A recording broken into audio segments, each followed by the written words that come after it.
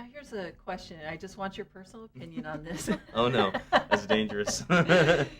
The former president, Mhm. Lowenstein, Lowenstein, yeah. he is no longer with MJC. Correct. And apparently there was some questionable lyrics on YouTube of Yeah. some creativity concerning musical pieces that he had written a few years ago. Yeah, and it's something like 10 or possibly more years ago when he wrote this, and it was on iTunes, and he had a CD out and some other things, and I'm not really sure who found the information out, but of course it's public, it's on iTunes, so obviously somebody looked up, Dr. Lowenstein or Lowenstein, and came up with, something on there. And there were some questionable lyrics of kind of a Well, we don't have to go into all those. They were questionable lyrics. But here is my question, and that is, do you think that what someone does in their off hours affects their performance during their on hours? In other words, should he have resigned or been fired?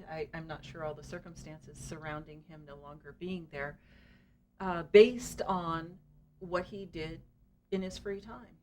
Well, I think with any type of upper management position, which is what the president of MJC really is, in my position, even at student government level, or even with the president of the United States, senators, in the state, or in the congressmen, anything, even our local politicians, in city council, you are put there, elected by the people.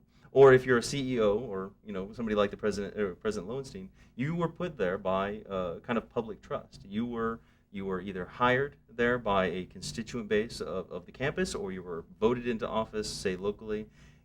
You're there by public trust, and when you do something on your own, and even if that may be on your own entirely and totally separate from that, you are still always in the public eye, because again, you were put into the position through the public, and with him, he's dealing with a very open, he's dealing with a state, we're city college or a community college, funded by the state. So when you're put there and you're dealing with the shared governance aspects, where you're dealing with all the different people on campus, you don't have the ability to just do what you want when you want and everything else. I mean, everything comes within a certain amount of reason, and how much it is that you want to try to get away with, or how much you would like to speak your mind or write musical lyrics and things like that. But I think anytime you're in one of those positions, you have to be very careful that you're not trying to disenfranchise people. You're not trying to make people feel uncomfortable,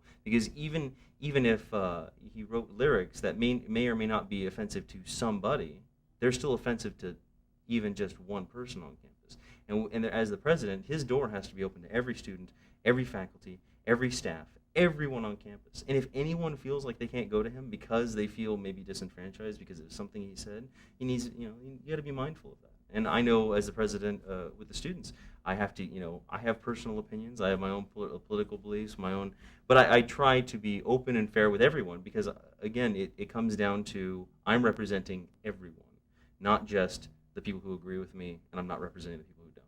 So it's a very complex issue, and I don't want to say people don't have the right to say what they want to say, but I think that we all need to be just, there's something to be said for political correctness being taken way too extreme, but there is still something to be said to just listening to the people and not trying to close doors. And that's really the big thing. We need, as elected officials or appointed people with the president, we always have to have an open door policy. We have to be able to talk to people, and we can't afford to even offend somebody and shut down those doors like that, because then that stops the communication.